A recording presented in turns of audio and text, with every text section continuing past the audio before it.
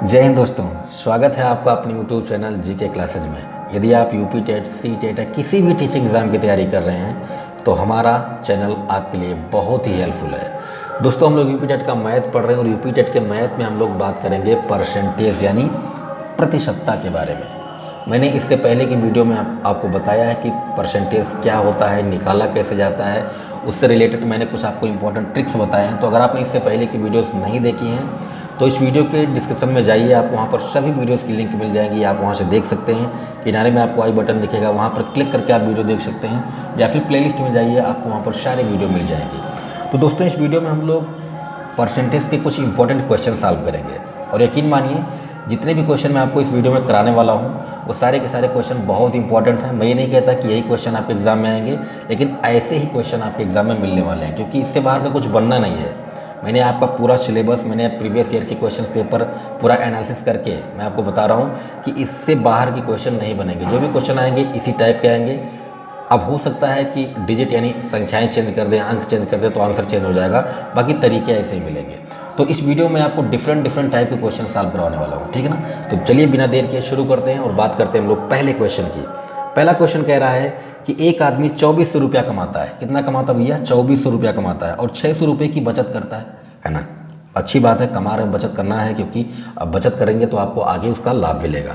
तो 2400 कमाता है, 600 रुपये की बचत करता है, तो उसकी आय का कितना परसेंट खर्च हो जाता है? मतलब उसकी जो आमदनी है उसका कितना परसेंट खर्च हो जाता है? तो भैया बहुत सिंपल क्वेश्चन है। देखो, आदमी कितना कमाता है? 2400 कमाता है। चलो लिख देता हूँ, हालांकि लिखने की ज़रूरत नहीं, ये तो हम लोग डायरेक्ट एक स्टेप में क्वेश्चन सॉल्व करते हैं।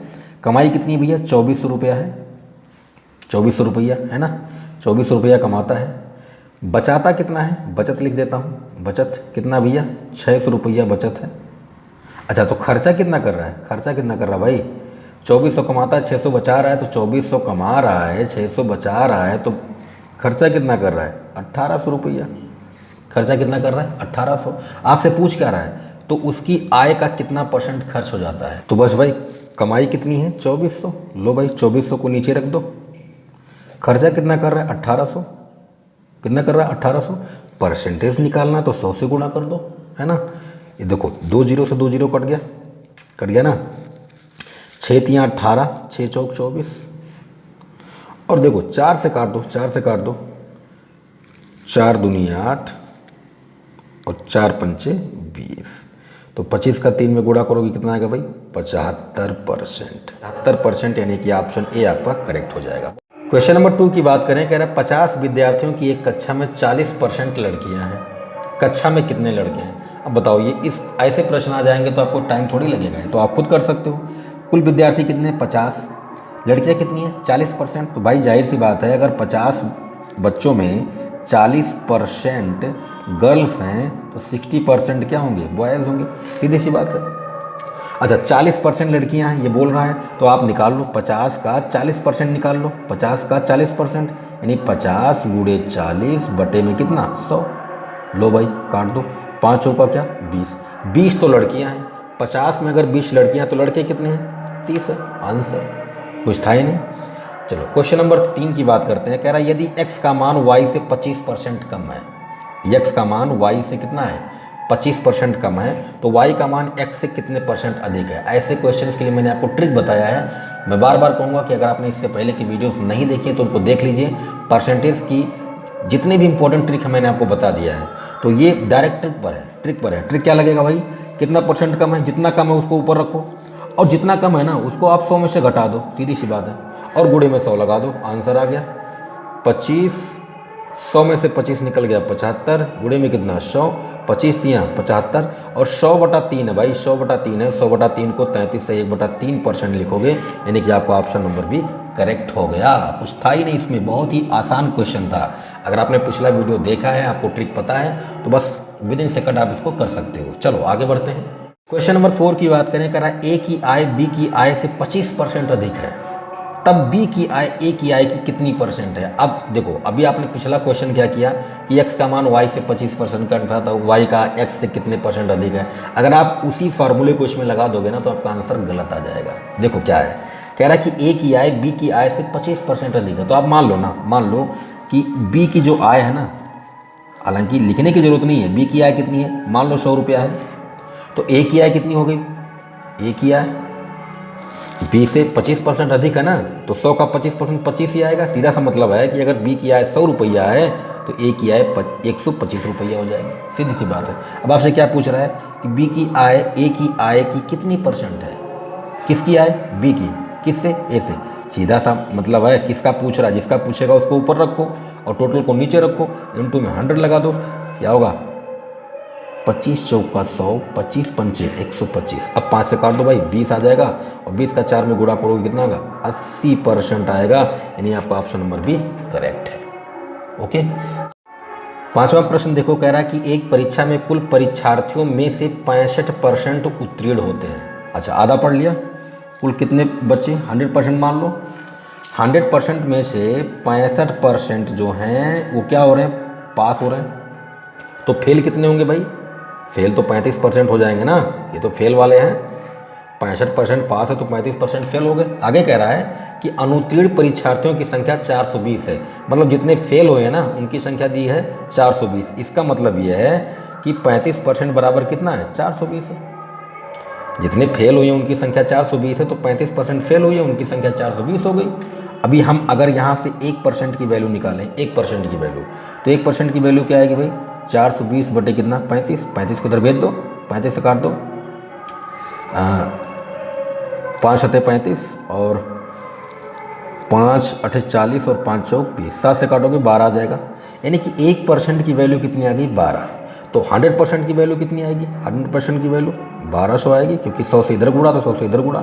इसका मतलब 100% क्या था, कुल बच्चों की संख्या, तो कुल बच्चों की संख्या कितनी आ गई, 1200 आ गई। और हमसे पूछा भी यही था कुल परीक्षार्थियों की संख्या, तो 1200 आ गई। एक बार फिर से बता दूं, कह रहा है कि 65% पास है तो 35% फेल हो जाएंगे। फेल होने वालों की संख्या 420 दिया था, हमने यहाँ से 1% की वैल्यू निकाल लिया, 12 आ गया। अगर 1% 12 है तो 100% कितने होंगे, 1200 होंगे। और 100% हमने क्या माना था, कुल बच्चों की संख्या, तो आपका ऑप्शन नंबर ए करेक्ट हो जाएगा, 1200। ठीक ना। चलो आगे बढ़ते हैं और बात करते हैं क्वेश्चन नंबर 6 की। नंबर 6 कह रहा है कि राम ने 2,50,000 रुपये में एक कार खरीदी। अगले वर्ष इसकी कीमत 10% गिर गई तथा पुनः अगले वर्ष इसकी कीमत 12% और गिर गई। इन दोनों वर्षों में कार की कीमत में संपूर्ण घटने का परसेंटेज क्या है। सीधी सी बात है, आप कोई सामान खरीदते हो तो जैसे जैसे समय बीतता है उसका मूल्य घटता जाता है। तो ये नॉर्मल क्वेश्चन जो हम लोग डे टू डे लाइफ में अपने देखते हैं। देखो भाई, राम ने 2,50,000 रुपये में कार खरीदी है, ठीक ना, 10% गिर गई और अगले साल 12% और गिर गई। आपसे पूछ रहा है कि कार की कीमत में संपूर्ण घटने का परसेंटेज क्या है। आपसे ये नहीं पूछ रहा है कि 2 साल के बाद 10% और 12% कार की कीमत घटने के बाद कार की कीमत क्या होगी। सीधा सा मतलब परसेंटेज से है। तो ये जो 2,50,000 दिया ना, इसको हम लोग ध्यान ही नहीं देंगे। क्यों? क्योंकि हमसे परसेंटेज पूछा है और परसेंटेज दिया भी है। तो मैंने आपको एक फार्मूला बताया था, आपको याद होगा, x + y + xy divided by 100 percentage. यह कब था? जब किसी संख्या पर कुछ परसेंट बढ़ रहा हो, फिर अगली बार कुछ और बढ़ रहा हो। या फिर ऐसा भी होता था कि अगर एक ही संख्या पर मान लो 5% घट रहा है, 10% बढ़ रहा है, ऐसे भी क्वेश्चन थे। तो मैंने आपको बताया था कि बढ़ने वाले को प्लस से दिखाएंगे, घटने वाले को माइनस से दिखाएंगे। अगर आपने पिछला वीडियो नहीं देखा है तो मैं बार बार कहूँगा कि आपको देखना चाहिए, क्योंकि ये ट्रिक मैंने आपको उसमें बताया है। तो बस यही लगा दो, 10% घट रहा है तो आप मान लो कि x की वैल्यू कितनी है, -10। क्यों? क्योंकि घटने को हम लोग नेगेटिव से दिखाएंगे। फिर अगली साल 12% और घट रहा है, y की वैल्यू मान लो 12, रख दो इसमें, तो -10 -12। अच्छा, -10 और -12 एक्स वाई है ना, गुणा होगा दोनों का, तो -10 और -12 तो माइनस माइनस हो गया प्लस, और 12 का 10 में गुणा करोगे 120 बटे में कितना आ गया 100 परसेंटेज। 12 और 10 कितना आ गया भाई 22, -22 आएगा, और एक जीरो से एक जीरो कट गया। 12 में 10 से भाग करोगे तो 1.2 आएगा, 1.2 आएगा, और जब आप घटाओगे ना तो -20.8% आएगा। माइनस का मतलब घटना है और आपसे घटने के बारे में ही पूछा था, इसका मतलब आपका ऑप्शन नंबर सी करेक्ट हो गया। फिर कह रहा हूँ, इसमें घटने के बाद कार का मूल्य नहीं पूछा है, तो हम सिर्फ परसेंटेज को ही हल करेंगे। चलो आगे बढ़ते हैं। क्वेश्चन नंबर 7 में देखो, कह रहा है किसी संख्या का 16% जब 21 से जोड़ा जाए तो स्वयं संख्या प्राप्त होती है, तो संख्या ज्ञात करो। अब ऐसे क्वेश्चन के लिए आप देखो क्या है कि गणित का मतलब आप समझते हो ट्रिक, हर जगह ट्रिक लगाने की जरूरत नहीं है भाई। कहीं कहीं पर बेसिक से काम चला लो ना, कहीं कहीं पर नॉर्मली आप काम चला लो। किसी संख्या का 16%, तो मान लो कि संख्या x है, x का 16% का मतलब गुणा 16% मतलब 16/100, जब 21 में जोड़ी जाती है तो संख्या x प्राप्त होती है। अब यही x आपको निकालना है। संख्या मान लिया x का 16%, 16/100, इसमें जब 21 जोड़ा जाएगा तो आपको वही संख्या फिर से प्राप्त होती है। देखो भाई, 4 चौक 16, 25 चौक 100, यानी आ गया ये 4x/25 प्लस में 21 बराबर x। अब इसको गुणा कर लो, 4x प्लस 25 एकम 25 और 25 दूना 50 और 2 52 बराबर x। 4 को, अच्छा इस 25 का इधर गुणा होगा तो ये होगा 25x। क्या होगा? 25x। इस 25 का इसमें भी होगा और इधर भी होगा। इस 4 को इधर लाओगे तो क्या आ जाएगा? 25 में से 4 निकल गया, 21x आ गया और इधर है 525। काटा पीटी कर दो, 21 दूना 42 और 10 52, यानी 10 यानी 105, 21 पंचे 105, यानी कि आ गया x बराबर 25। वो संख्या 25 होगी जिसमें उसके 16% का अगर 21 में जोड़ा जाए तो वह खुद प्राप्त होगी। मतलब ये अगर 25 का 16% निकाल के उसमें 21 जोड़ दोगे तो वापस आपको 25 ही मिलेगी, यानी ऑप्शन बी आपका करेक्ट है। 8वां प्रश्न कह रहा है कि एक कक्षा में 75% अंग्रेजी, 60% गणित में उत्तीर्ण होते हैं और 20% दोनों विषयों में अनुत्तीर्ण हो जाते हैं, तो उत्तीर्ण प्रतिशत क्या है? देखो भाई, अगर मान लो 100% बच्चे थे, उनमें 75% क्या हो गए भाई? 75% अगर पास हो गए तो कितने फेल होंगे? 25%। सीधी सी बात है। और ऐसे मान लो 100% बच्चे हैं, इनमें 60% क्या हो गए? पास हो गए, तो फेल कितने होंगे भाई? 40%। आपसे क्या कह रहा है कि 20% दोनों विषयों में अनुत्तीर्ण यानी फेल हो जाते हैं। मतलब ये अगर हम कह दें कि इंग्लिश का सब्जेक्ट है और ये कह दें क्या? मैथ का है, तो इस क्वेश्चन को हम लोग वेन डायग्राम यानी वेन आरेख से आसानी से कर सकते हैं। क्या होता है वेन आरेख? इसके बारे में मैंने आपको नहीं बताया है, लेकिन इस क्वेश्चन में जो मैं आपको तरीका बताने जा रहा हूँ, वेन आरेख का जो प्रयोग करूँगा वो आपको आसानी समझ में आ जाएगा। देखो भाई, मैंने कहा कि ये विषय जो है ये अंग्रेजी का है, ठीक ना, और ये जो विषय है ये गणित का यानी मैथ का है। कह रहा है कि 20% दोनों विषयों में फेल होते हैं, तो दोनों में जो कॉमन होगा उसी को लिखेंगे, यानी 20% इसमें भी आएगा और इसमें भी आएगा।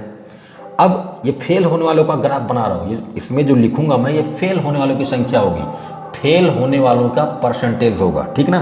तो देखो, अंग्रेजी में 75% पास हुए तो फेल कितने होंगे? 25। लो भाई लिख दिया। गणित में 60% पास हो रहे हैं तो फेल कितने होंगे? 40। अच्छा एक चीज़ बताओ, ये पूरा 25 है ना अंग्रेजी की, यहाँ पर जब अंग्रेजी की बात हो रही है तो अंग्रेजी तो ये पूरे की बात हो रही है, और जब गणित की बात होगी तो इस पूरे की बात होगी, ठीक ना। लेकिन इस 25 में से ना ये 20 निकल रहा है, देखो ध्यान से, यहाँ से कट रहा है, तो अगर इस 20 को मैं निकाल दूँ तो यहाँ कितना बचेगा? तो 25 में से 20 को निकालोगे तो कितना बचेगा? 5% बचेगा। और ऐसे ही देखो, इस 40 में से ये 20 इधर निकल रहा है, तो इसका मतलब ये है कि इस 40 में से हम 20 घटाएंगे तो हमें कितना मिलेगा? 20%। अब ये जो 5% आया ना, ये केवल अंग्रेजी में फेल होने वाले बच्चों का परसेंटेज है। ये जो 20 आया है ये केवल गणित में 20% बच्चे जो हैं वो फेल हुए हैं, ये बता रहा है। और ये जो 20 आया है ये दोनों में है। तो कुल अगर मैं बात करूं आपसे कि कुल कितने परसेंट बच्चे फेल हुए, तो आप आसानी से बता सकते हो कि भाई फेल होने वालों का परसेंटेज जो है वो 20 + 20 + 5, यानी कुल मिला के 45% बच्चे फेल हो गए। अगर 45% बच्चे फेल हो गए तो पास कितने हुए? आपसे उत्तीर्ण पूछ रहा है, पास कितने हुए? तो भैया 100 में अगर 45% फेल हो रहे हैं तो पास कितने होंगे? 55% पास होंगे। आपका ऑप्शन नंबर 1 करेक्ट है। 100 में से 45 घटा दो, 55 आ गया, ठीक ना। तो इस तरह से हम लोग वेन डायग्राम का यूज करते हैं, ठीक ना। मैं वेन डायग्राम पे एक वीडियो आपको अलग से बना दूंगा और वहाँ पर मैं आपको समझाऊंगा कि वेन डायग्राम का हम लोग यूज कैसे करते हैं। फिलहाल अगर आप वेन डायग्राम का यूज करते हैं तो ऐसे प्रश्न बहुत ही आसान हो जाते हैं। चलिए आगे बढ़ते हैं। क्वेश्चन नंबर 9 में कह रहा है कि किसी संस्था में सदस्यों की संख्या 2500 है। यदि वह संख्या पहले वर्ष में 10% बढ़ती है और दूसरे वर्ष में 10% घट जाती है तो वर्षों के बाद सदस्यों की संख्या, तो 2 वर्षों बाद सदस्यों की संख्या में कितनी वृद्धि या कमी होगी। अब आपको यहाँ पर संख्या पूछ रहा है कि पहले 2500 हैं, लेकिन पहले साल 10% बढ़ जाते हैं, दूसरे साल 10% घट जाते हैं, तो आप बताइए कि इन 2 वर्षों के बाद कुल सदस्यों की संख्या में कितने की कमी या कितने की वृद्धि आएगी। तो देखो भाई, अब यहाँ पर मैं आपको जो तरीका बताऊँगा वो कुछ नया नहीं होगा। हम लोग ये जानते हैं X plus Y X Y बटे 100, ये बड़े काम का ट्रिक है ना, बड़े काम का ट्रिक है। जब x% बढ़ रहा हो फिर एक y% बढ़ रहा हो तो उसके लिए कुल परसेंटेज हम लोग इस फार्मूले से निकालते हैं। लेकिन यहाँ पर देखो ध्यान से, अभी संख्या की बात नहीं करते हैं। कह रहा है यदि वह संख्या पहले वर्ष में 10% बढ़ती है तो आप कह दो कि भाई x की वैल्यू 10% बढ़ रही है तो प्लस मिलेंगे, और दूसरे वर्ष 10% घट जाती है तो y की वैल्यू घट रही है यानी कि इसको माइनस लेंगे। इस फार्मूले में फिट करो, लिखोगे 10 माइनस 10 और 100 बटे 100। क्या लिखा, x की जगह पर प्लस 10, y की जगह पर माइनस 10, और जब x और y का गुणा करोगे 10 दहम 100 यानी माइनस 100 बटे 100 आएगा। देखो ये तो इससे कट गया और 100 से 100 कट गया, यानी कुल मिला के यहाँ पर आया -1%। माइनस में आया है, इसका मतलब कि सदस्यों की संख्या घटेगी। अगर प्लस में आता तो बढ़ती, इसका मतलब माइनस में आया घटेगी। अच्छा, -1% आया है, कुल कितनी संख्या थी 2500, तो सीधा निकाल लो 2500 का 1%, तो 2500 गुणे में कितना 100 और 1 बटे में कितना 100, काट दो, कितना आ गया भाई 25 आ गया। अच्छा, परसेंटेज आपका माइनस में था, इसका मतलब ये है कि जो संख्या है 25 वो क्या हो रही है, वो घट रही है, यानी कि 25 सदस्यों की कमी होगी। आपका ऑप्शन नंबर सी करेक्ट हो जाएगा, ठीक ना। चलिए आगे बढ़ते हैं। क्वेश्चन नंबर 10 में कह रहा है कि ए की मासिक आय यानी ए की महीने की जो आमदनी है वो बी की आय से 20% अधिक है, और बी की जो आय है वो सी की आय का 30% है। यदि इन तीनों की सम्मिलित प्रतिमाह आय 74,700 रुपया है तो सी की आय बताइए। अब देखो भाई, सिंपल सा है, 3 लोग हैं, हम कह देते हैं कि मान लो सी की आय कितनी है 100 रुपया है। अगर हम सी की आय 100 रुपया मानते हैं तो बी की आय कितनी होगी, कह रहा है कि बी की आय सी की आय का 30% है, तो सी की आय 100 रुपया है और 100 का 30% मतलब 30/100, यही तो कट गया, कितना आ गया भाई 30 रुपया। इसका मतलब अगर सी की आय 100 रुपया तो बी की आय कितनी होगी 30 रुपया होगी। अच्छा, ए की आय की बात करो, ए की आय कितनी होगी, ए की मासिक आय बी की आय से 20% अधिक है, तो बी की आय कितनी है 30 रुपया, ये रुपये में है, ये रुपया चल रहा है, तो अगर बी की आय 30 रुपया है तो 30 का 20% निकाल लो। अच्छा, 30 का 20% कट गया, 3 दूना 6 और 30 कितना 36, यानी कि ए की आय 36 रुपया। एक बार फिर से समझा देता हूँ, मैंने कहा कि सी की आय 100 रुपया है तो बी की आय कितनी होगी, बी की आय सी की 30% है, तो बी की आय सी की 30% निकालोगे 30 रुपया आएगा। फिर कह रहा है कि ए की मासिक आय बी की आय से 20% अधिक है, मतलब बी की जो आय है वो तो रहेगी ही, उससे भी 20% अधिक है, तो 30 का 20% आएगा 6 को 30 में जोड़ोगे आ गया 36। ये तो हो गए तीनों, तो तीनों का कुल आय निकाल लो, तीनों का कुल आय दिया है कितना 74,700, यानी तीनों को जोड़ोगे तो 130 130 और 166, यानी 166 किसके बराबर आएगा 74,700 के। भाई तीनों की अगर कुल आय, ये तो हमने मान रखा है ना, अपनी तरफ से मान रखा है, तो अगर तीनों की कुल आय हम जोड़ें तो 166 रुपये आती है, और 166 की जगह पर कितना दिया गया 74,700। अब अगर हम यहाँ से एक का मान निकालें, 166 का मान अगर 74,700 है तो एक का मान क्या होगा 74,700 बटे में कितना 166, ठीक ना 166। जब आप इसको काटोगे ना, मैंने पहले इस क्वेश्चन को सॉल्व किया है तो मुझे पता है, जब आप इसको काटोगे तो काटने के बाद आएगा 450। अगर एक का मान 450 है तो ऐसे 30 का मान निकालना हो तो इधर 30 से गुणा करोगे, 30 से कम 30 हो जाएगा, 30 का इधर गुणा करोगे 450 गुणे 30, यह आ जाएगा बी का आय। अगर आपको ए का आय पता करना है तो 36 से गुणा कर दो, ए का मासिक आय पता चल जाएगा।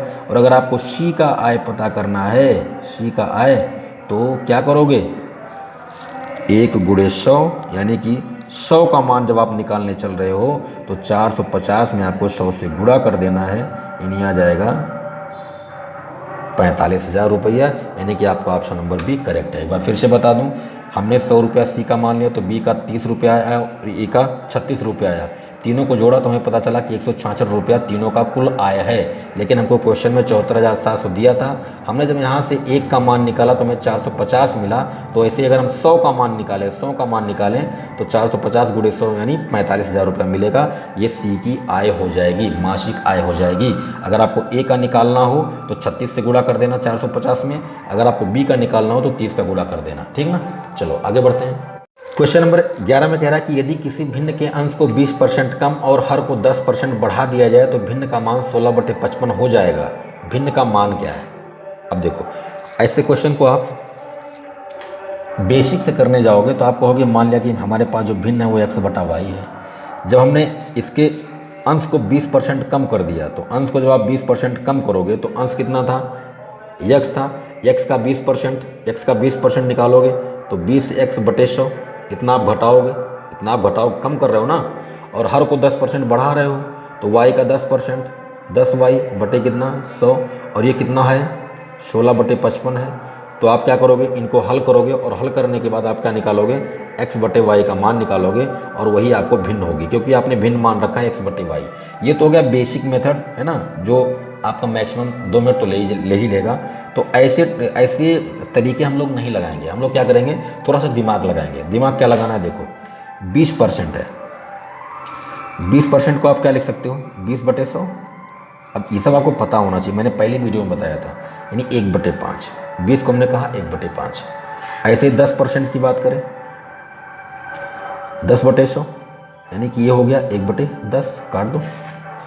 अच्छा, 20% कम हो रहा है, कम का मतलब माइनस, 20% कम हो रहा है ना, माइनस। इसका मतलब कि 5 में से, देखो ये जो ऊपर लिखा ना इसको हम घटा के लिखते हैं। -1/5 का मतलब है कि 20% का कम होना मतलब 5 में से 1 घट रहा है। तो जब 5 में से 1 घटेगा कितना आएगा, 4/5 आएगा। कितना आएगा, 5 से 1 घट जा रहा है तो 4/5 आएगा। और यहाँ पर 10% बढ़ रहा है, तो यहाँ पर 10 में क्या होगा, 1 जुड़ जाएगा यानी 11/10 हो जाएगा। बात समझो, जब घटेगा तो अंश वाले को हम लोग हर वाले में से घटा के भिन्न बना लेंगे, और जब बढ़ेगा तो अंश वाले को हर वाले में जोड़ के भिन्न बना लेंगे। हर पे कोई फर्क नहीं पड़ेगा, केवल अंश बदलेगा, ठीक ना। अब देखो ये आपका है क्या, ये है अंश, क्या है अंश, और ये क्या है हर। अंश को 20% हमने कम कर दिया तो हमको मिला 4/5, और जब हमने हर को 10% कम किया तो हमें मिला 11/10। तो भाई बस बना लो, 4/5 बटे में क्या 11/10। ये बराबर कितने का दिया है, 16/55 के। देखो 5 दूना 10, ये 2 यहाँ जाएगा तो 4 दूना 8/11। ये बराबर किसके है, 16/55 के। काट दो, 8 दूना 16, 11/55 यानी क्या आया 2/5, यानी वो भिन्न होगी 2/5, जिसका अंश 20% कम कर दो और हर को 10% बढ़ा दो तो आपको 16/55 मिल जाएगा, ठीक ना। तो इस तरीके से भी आप क्वेश्चन कर सकते हैं। परसेंटेज को हमने फ्रैक्शन में कन्वर्ट कर लिया। फ्रैक्शन में कन्वर्ट करने के बाद जो हमको कहा था 20% कम है अंश, तो ये जो आएगा ये अंश का मान आएगा, ये जो आएगा ये हर का मान आएगा। तो अंश बटे हर बराबर क्या दिया गया, भिन्न, और हमने काटा पीटी कर लिया तो हमें मिल गया, ठीक ना।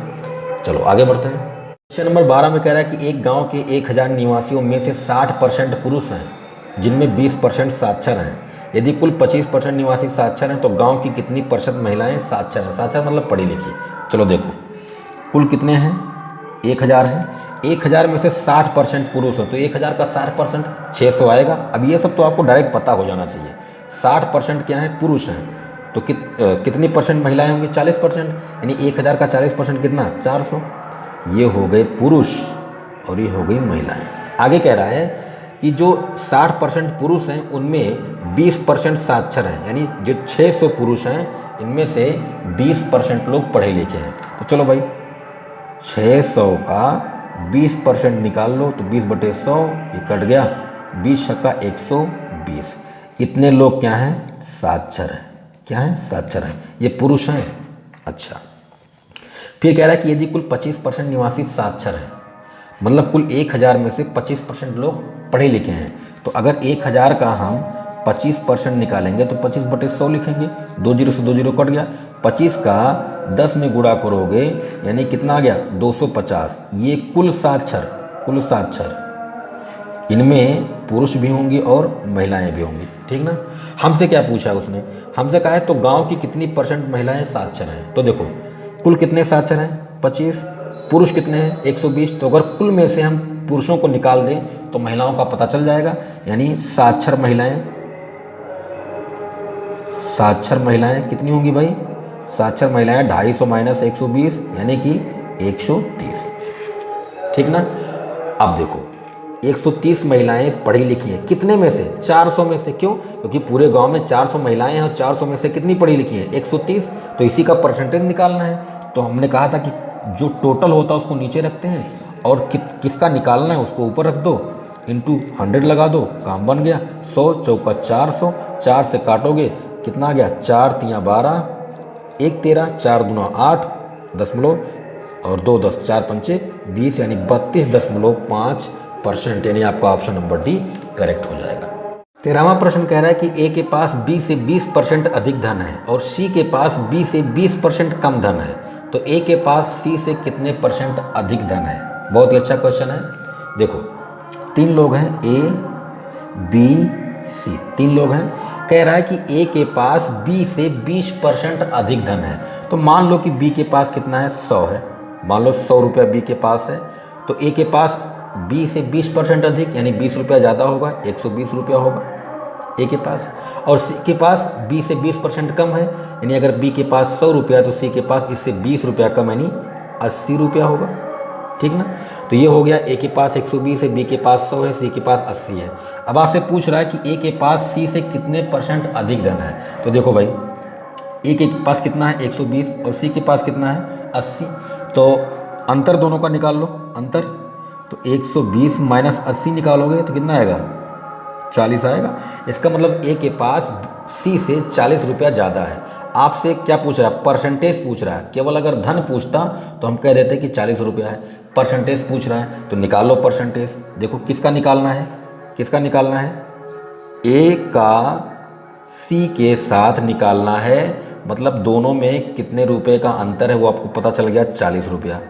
अच्छा किस पर निकालना है, कह रहा है ए के पास सी से, किससे सी से। तो सी के पास कितना है 80 है, तो यहाँ पर 80 लिख दो, गुणे में 100 लगा दो, 40 दूना 80, 2 से काट दोगे 50 आ गया। इसका मतलब कि ए के पास सी से 50% अधिक धन है। आपका ऑप्शन नंबर ए करेक्ट हो जाएगा। चलिए इस वीडियो में इतना ही दोस्तों। वीडियो का अच्छा लगा कमेंट करके ज़रूर बताएं, है ना। वीडियो को लाइक कीजिए, ज़्यादा से ज़्यादा शेयर कीजिए और अगर आप चैनल पर नए हैं तो सब्सक्राइब कीजिए, घंटे वाले बटन को दबा दीजिए ताकि जैसे मैं कोई वीडियो अपलोड करूँ उसकी सूचना आपको तुरंत मिल जाए। चलिए मिलते हैं नेक्स्ट वीडियो में, तब तक अपना ख्याल रखें। जय हिंद।